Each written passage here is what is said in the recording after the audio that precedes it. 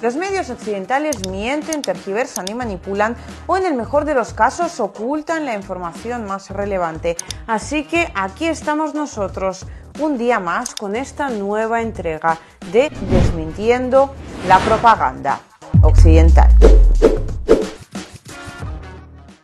Ahora sí que sí, lo podemos afirmar de forma absolutamente definitiva. Se acabó, al menos para una parte de las tropas ucranianas que se encuentran a día de hoy en la región de Kursk. Esos calderos que hemos estado anunciando hace un par de informes, efectivamente ya se han cerrado de forma definitiva y además lo han hecho provocando una situación tremendamente drástica y dramática para el ejército ucraniano, un cambio drástico, mejor dicho, puesto que de entrar como una especie de triunfadores, ¿no?, a una región perteneciente a la Federación de Rusia,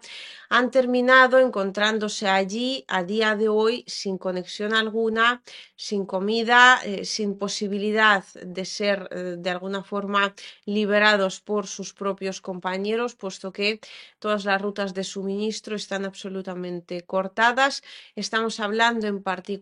de la localidad de Lyubimovka, y las tropas ucranianas a día de hoy están tratando de salir a través de una especie de pinza que aún queda, ¿no?, entre las localidades de Zilony Shlyakh y Nizhny Klin.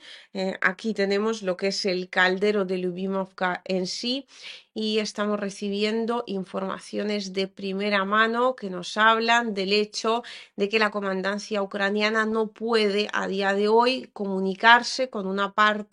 gran parte a todo esto de las unidades propias. Incluso han enviado al grupo de fuerzas especiales Alfa para tratar de alguna forma de remediar la situación, que muy probablemente se vaya a desenvolver en términos ya no solo críticos, sino, bueno, pues absolutamente definitivos, ¿no?, para esos soldados ucranianos que se encuentran a día de hoy dentro de este caldero. El régimen de Kiev, o mejor dicho, la comandancia del ejército ucraniano, ya ha enviado órdenes para que las tropas estén preparadas para recibir la orden de retirada, y entonces pues irán yendo directamente hacia la región de Sumy. Lo que pasa es que muy probablemente, como suele suceder, ¿no?,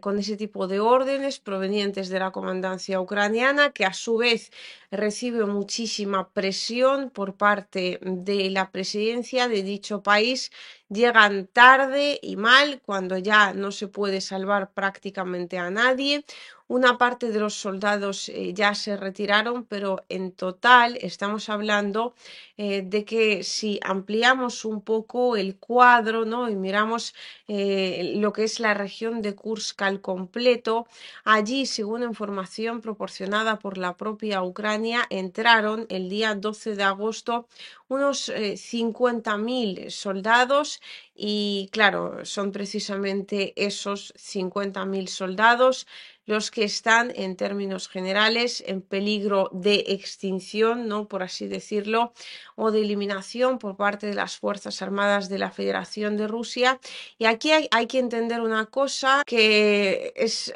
absolutamente fundamental mencionar, hablando en particular de la región de Kursk, puesto que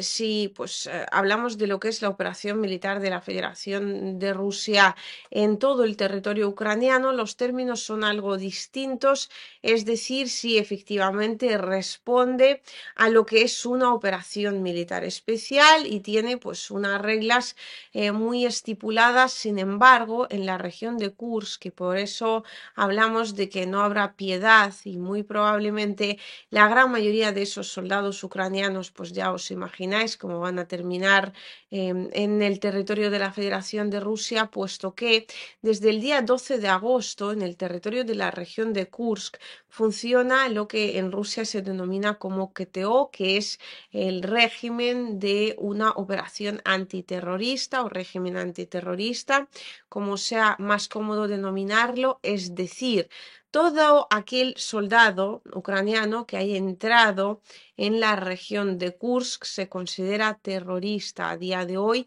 y el trato en este caso es drásticamente diferente. Y en este sentido, ayer hablábamos del hecho de que esta era una operación, yo creo que ya no es ninguna sorpresa para nadie, provocada directamente, ¿no?, por parte de Estados Unidos, y que el ex embajador de dicho país en Moscú en su momento, pues de alguna forma esperaba que no se produjera ningún tipo de respuesta por parte de la Federación de Rusia, y mientras la victoria mediática de Ucrania duró realmente poco, apenas llegó, diría yo, a finales del mes de agosto. Después comenzó lo que podría denominarse como una victoria de la Federación de Rusia, ya no solo en términos militares, que aún tiene que esperar un poco hasta volverse definitiva, hasta que se libere todo el territorio de la región de Kursk, sino que además en términos mediáticos incluso, puesto que la imagen de tantos soldados ucranianos desarmados, pasándolo mal, siendo convertidos en prisioneros de guerra los que lleguen a esa condición, puesto que en Rusia efectivamente no son bárbaros y muchos sí van a terminar siendo prisioneros de guerra, muchos soldados ucranianos quiero decir. Otros, los que estén heridos, sin duda alguna recibirán los tratamientos pertinentes, pero los que intenten de alguna manera luchar, sobre todo pues los más convencidos, ¿no?, de la justicia, por así denominarlo, de la causa ucraniana, sin duda alguna terminarán pereciendo en el frente porque, repito, las condiciones de una operación antiterrorista son en Rusia muy diferentes a las condiciones de una operación militar especial. Eso por un lado, y aquí, claro, hay que entender que ya no es solo eso, sino también funciona el factor humano, y no es lo mismo estar luchando en Donbass efectivamente codo a codo con tus hermanos, ¿no?, que han estado desde el año 2014 sufriendo esas constantes vejaciones, ¿no?, dejémoslo en esa palabra,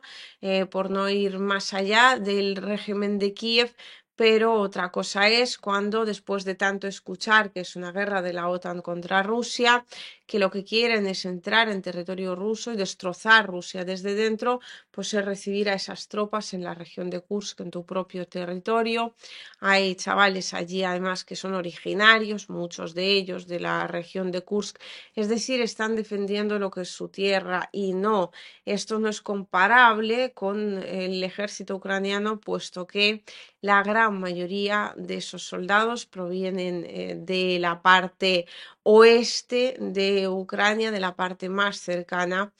por así decirlo, tanto en términos geográficos como también, diría, en términos políticos o ideológicos, mejor dicho, a la Unión Europea.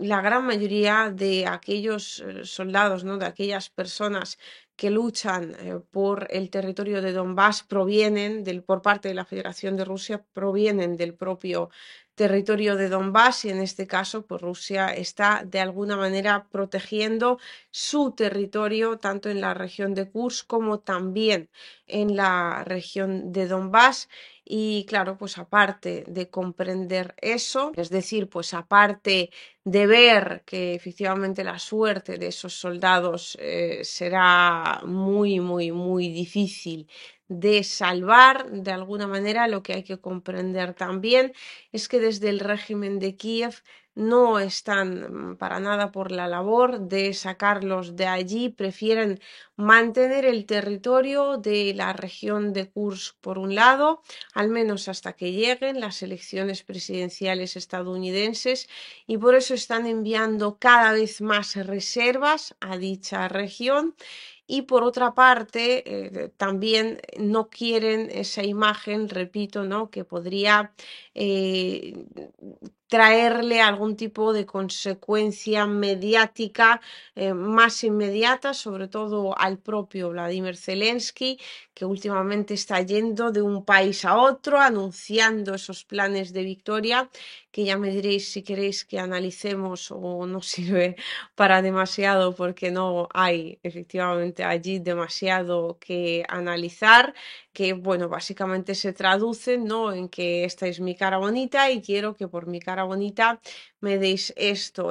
aquello y lo de más allá. Y todo esto se está complicando tanto en términos generales, ¿no? Lo que acabamos de ver, esto es por un lado el tipo de operación que se está llevando a cabo por parte de la Federación de Rusia, por otro lado la disposición, o mejor dicho la no disposición del régimen de Kiev de sacar a sus propias tropas, y también aquí habría que añadir otro factor que ya hemos citado en algunos informes anteriores, que es el factor temporal, pero en el sentido, ¿no?, de que el tiempo ha empeorado de una forma absolutamente bestial. El ejército ucraniano tiene verdadera falta de vehículos militares que vayan sobre orugas, mientras que el ejército ruso dispone de bastantes cantidades de los mismos, de modo que esa diferencia, ¿no?, esa desventaja de Ucrania, por un lado, no le permite retroceder en condiciones, puesto que simplemente no hay con qué, tampoco le permite avanzar en condiciones, es decir, todas aquellas reservas que el régimen de Kiev está enviando a día de hoy, mejor dicho, tratando de enviar a día de hoy al territorio de la región de Kursk, se quedan en su gran mayoría pues casi que varados en pleno campo, y finalmente, sobre todo si consiguen entrar en el territorio de la región de Kursk, se convierten en poco menos que blancos fáciles para el ejército de la Federación de Rusia, de modo que ahora, redondeándolo muy mucho, estamos hablando de un total de 50.000 soldados que se encuentran en peligro de eliminación, ¿no?, por parte de las Fuerzas Armadas de la Federación de Rusia, pero en términos algo más particulares y cogiendo el caldero de Lyubimovka, que ya se ha cerrado, muy probablemente estaremos hablando ya no de 4.000 soldados, sino de unos 8.000, 10.000, incluso pudiera ser. Todo dependerá de cuántos soldados el régimen de Kiev envíe para salvar a esos hombres que ya realmente no tienen ni escapatoria ni tampoco posibilidad de salvarse ni de ser salvados.